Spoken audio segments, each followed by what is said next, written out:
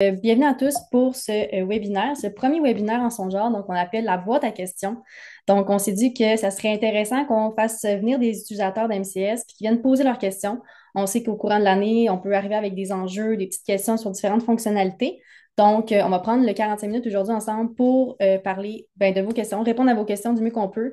Puis même, nous aussi, on a préparé des questions. Donc, si jamais vous en avez plus, on va attaquer avec des questions qui sont très populaires, très demandées au courant de l'année. Donc, si vous le permettez, en fait, afin de préparer le webinaire, pendant que j'attaque certaines des questions, on va vous demander d'écrire, soit vous levez votre main, nous, on va pouvoir voir qui veut poser leurs questions, ou alors directement dans le Q&R, donc en bas, vous allez voir Q et R, vous pouvez ajouter votre question. Vincent, mon collègue, va m'aider aussi à gérer les différentes questions qui vont se présenter à nous. Fait qu'on va pouvoir adresser différentes questions à travers le webinaire. Donc, en attendant qu'il y ait certains volontaires, je vais attaquer une première question qui est souvent demandée, soit l'ajout d'un accès au compte d'un enfant. Donc, comme vous savez, on a plusieurs athlètes et souvent, on va faire la gestion du compte de l'enfant pour les parents, avec les parents. Donc, on va ajouter un parent, donc une mère, un père. Il y en a même des fois qui ajoutent des grands-parents parce qu'ils vont faire du transport aussi avec leurs grands-parents. Donc, comment on veut faire ça? Aujourd'hui, je vais vous présenter rapidement comment on peut faire ça de différentes façons. En fait, j'espère qu'on voit bien à l'écran mon partage, Vince. Excellent. Donc, pour commencer, si par exemple je suis un gestionnaire, évidemment, il faut que je me rende dans ma plateforme, dans une des plateformes de mon équipe. Donc, en ce moment, je suis dans ma plateforme de gestionnaire, je vais dans mes équipes et on va aller chercher, par exemple, mon équipe en question, par exemple celle-ci. Je fais continuer dans l'application Mon Club Sportif et je vais arriver évidemment dans la fameuse plateforme de cette équipe-là.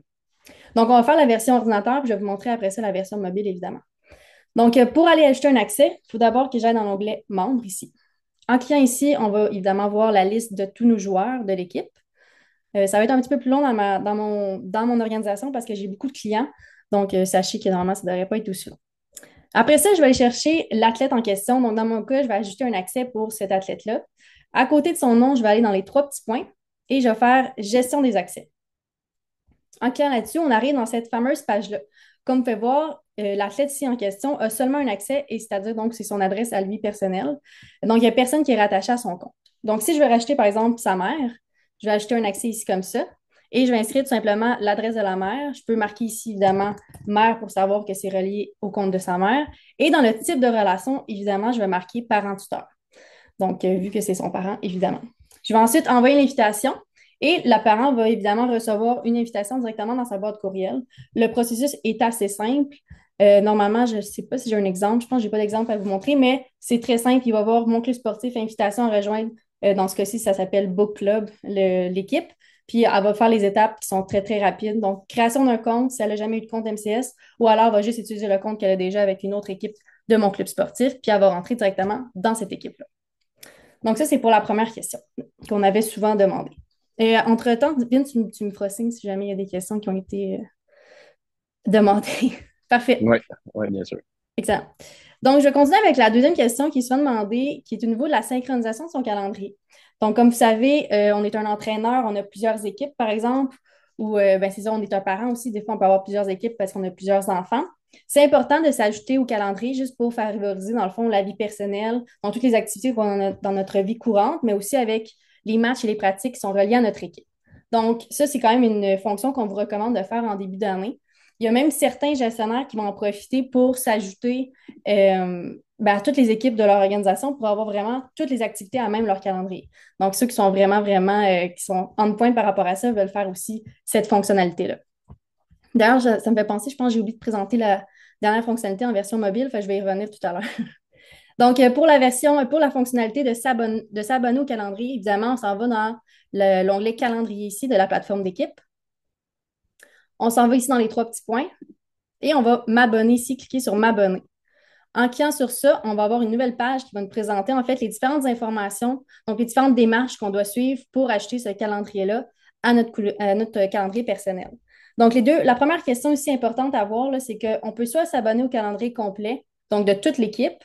Donc, ce que ça veut dire, en fait, c'est que si, par exemple, là, les entraîneurs, c'est peut-être un petit peu moins vrai, mais si je suis un athlète puis j'ai pas été assigné à tous les matchs, toutes les pratiques, par exemple, pour X, Y raison, je vais pas vouloir m'ajouter à tout le calendrier de l'équipe. Donc, je vais juste m'ajouter au calendrier qui est vraiment avec les matchs qui me sont assignés. Donc, ça, c'est la première question ici qui est posée. Ensuite, un autre élément important à regarder, c'est la différence entre les calendriers que vous utilisez. Donc, si vous avez Outlook ou un iOS, ça va être cette démarche-là. Puis si vous avez un Google Agenda ou tout autre agenda, ça va être la démarche qui est située en bas, tout simplement. Donc là, je vais faire le même processus, mais en version mobile, en espérant que ça fonctionne. Donc, je n'ai jamais fait ça en live. Je vais voir si ça marche. Bien, tu me dirais évidemment si ça a été concluant. Normalement, j'ai fait des petits tests tout à l'heure. Je vais retourner à mon accueil. Ça marche? Excellent. Donc, évidemment, Ouais. là, je suis dans la version mobile. J'ai agrandi pour être sûr qu'on voit un petit peu mieux. Donc, comment je m'ajoute au calendrier de MCS? Comment je synchronise ça? Évidemment, comme vous pouvez voir à gauche, si je suis un gestionnaire, je vais avoir mon école qui va apparaître ici, ainsi que toutes les équipes qui sont associées à mon école. Donc, dans mon cas, je vais aller chercher, si par exemple je suis un entraîneur, évidemment, je vais aller chercher mon équipe en question. Je vais cliquer sur mon équipe et ensuite, je vais aller dans calendrier. Donc, l'onglet ici qu'on voit calendrier. En faisant ça, je vais apparaître sur cette page-là et il faut tout simplement aller en haut dans les trois petits points et cliquer sur m'abonner comme ça. Encore une fois, ça va être les mêmes informations que tout à l'heure, mais présentées différemment. Et en fait, il suffit de suivre les étapes qui vont être présentées selon les différentes démarches que vous allez sélectionner et le tour est joué en quelques secondes. Je vais en profiter pour revenir sur la première fonction que j'avais présentée tout à l'heure sans la présenter en version mobile. Donc, comment on ajoute un accès, dans le fond, à des athlètes qu'on a dans notre équipe. Donc, pour ce faire, évidemment, c'est la même chose que tout à l'heure. Donc, on s'en va dans l'onglet membres.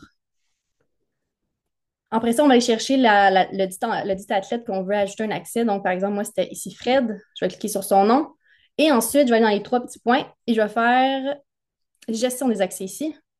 Et je vais faire le petit plus en haut à droite pour acheter un accès. Donc, c'est les mêmes informations que tout à l'heure. Adresse courriel du parent ou en tout cas de la personne qu'on va ajouter. Petite description, le type de relation bien important. Et aussi, on propose aussi on précise en fait de savoir est-ce qu'on peut mettre l'adresse courriel de façon privée ou publique. Il y a des gens qui ne sont pas tout à fait enclins à montrer ça. Donc, évidemment, on va cocher privé pour s'assurer de respecter la demande de la personne. Puis après ça, on confirme avec l'envoi de l'invitation, tout simplement. Tu m'arrêtes, Vincent, si jamais il y a des questions. Parfait. Donc, je vais continuer sur cette lancée-là. Donc, une autre question qui nous est souvent demandée, ça, c'est évidemment plus au niveau de la plateforme du gestionnaire, donc la synchronisation d'une équipe pour activer son application. Donc, si par exemple, je m'en vais dans la fameuse plateforme bleue, donc la plateforme du gestionnaire. Ce qui arrive souvent, c'est que, comme vous savez, on va créer des équipes au début de l'année. Puis, on va souvent vouloir attendre un certain temps avant de synchroniser l'équipe parce que quand on la synchronise, comme vous savez, bien, on active les plateformes orange, donc la plateforme du coach, la plateforme des athlètes et des parents. Donc, c'est important de savoir comment on fait pour ensuite être prêt quand on est prêt à la synchroniser, comment on fait ça. Donc, la première chose à savoir, quand on va dans l'onglet Équipe, on peut voir ici, à côté des noms des équipes, un X ou un crochet. Ça, c'est quand même intéressant. Ça permet de rapidement savoir quelle équipe a été synchronisée, quelles qui ne l'ont pas été. Dans ce cas-ci, le basket n'est pas synchronisé. Donc, si je veux la synchroniser, je m'en vais dans Accès à l'application ici. Je m'en vais dans. Là, je suis cachée. Je vais tasser ça ici. Je m'en vais dans Intégrer des équipes. Puis, on va voir ma fameuse équipe qui n'est pas synchronisée. Je vais la sélectionner et je vais l'intégrer. Donc, normalement, elle va apparaître ici.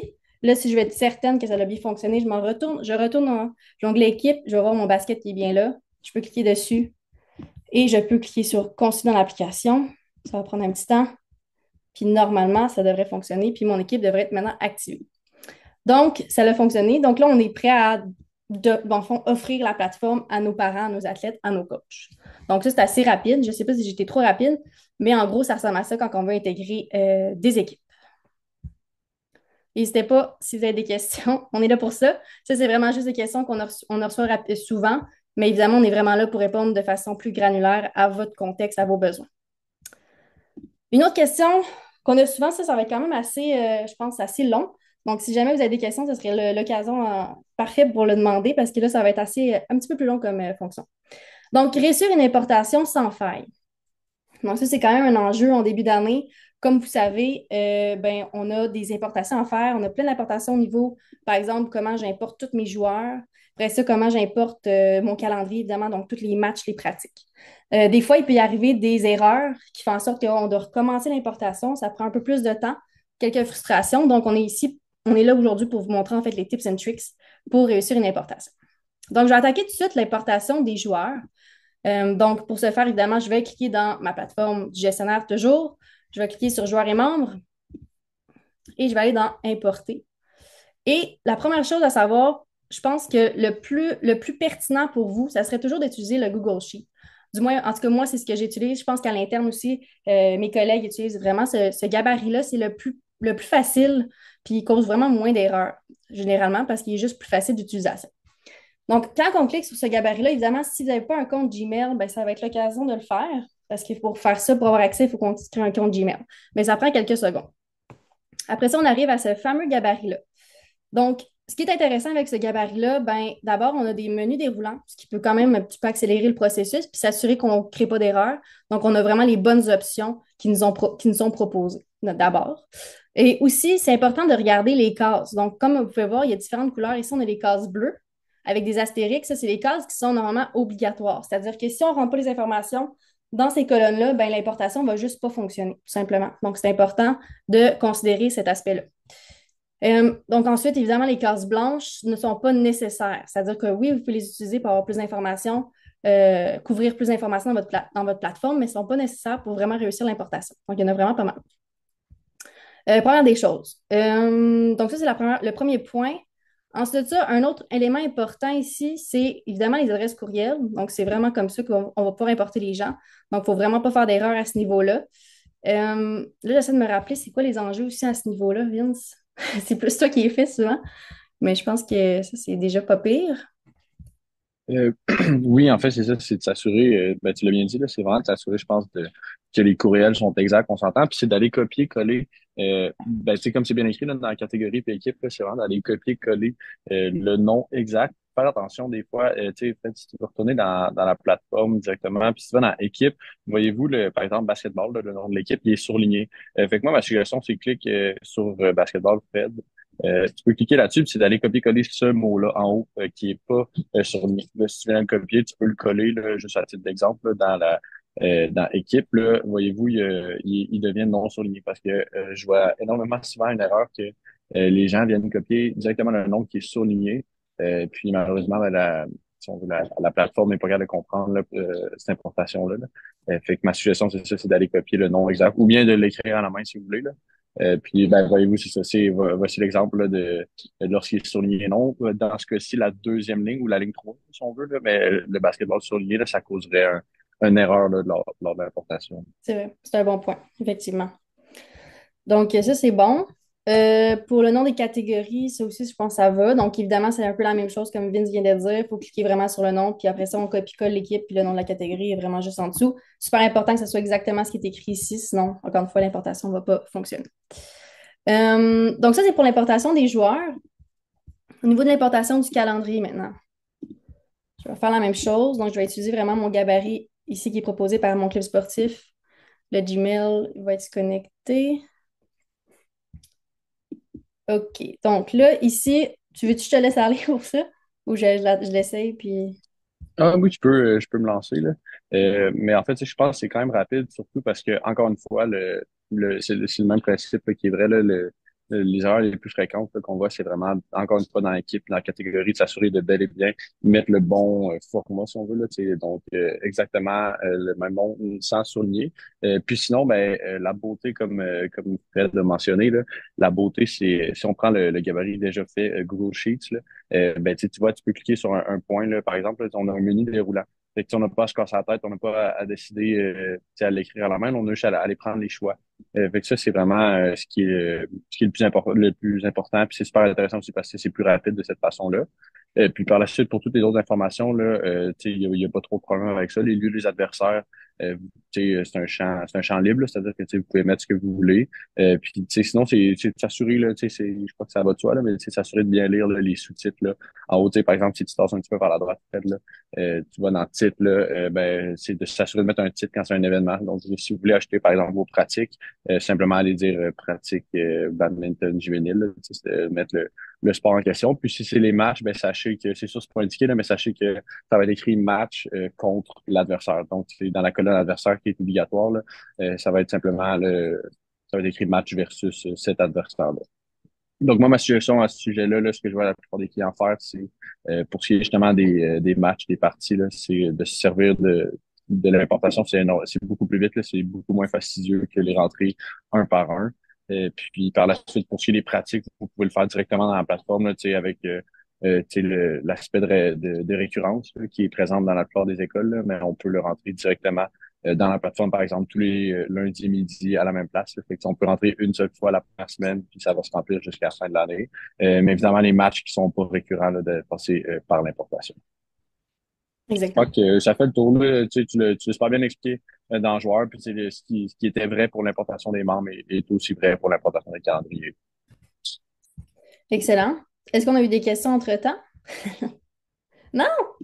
Bon, ben, Non, ça a non. couvert les 4 questions qu'on avait, nous, personnellement. Euh, bon, je sais pas trop, là. Est-ce qu'on aborde d'autres questions? T'avais-tu top of mind, Vince, d'autres Non, mais questions? tu sais, je pense que c'était quand même un bon début. Puis, tu sais, on n'hésitera pas à envoyer l'enregistrement là, pour tous ceux là, tu sais, qui s'étaient inscrits ou tu sais, qui étaient intéressés à l'événement. Mhm. Puis ben, merci à ceux qui ont participé. Puis ben non, je pense que c'est un bon début. Puis bien évidemment, tu sais, il va y en avoir d'autres. Là, comme tu parles justement, on a un prochain webinaire là, à la fin du mois de février. Puis on a plein de beaux webinaires là, qu'on va avoir de même au moins une fois, tu sais, je pense que ça va être mensuel, au moins une fois par mois. Ouais. Puis, ben, c'est ça, n'hésitez pas à vous inscrire et à continuer de l'envoyer à vos collègues, vos entraîneurs ou peu importe là, que vous jugez que ça peut être pertinent.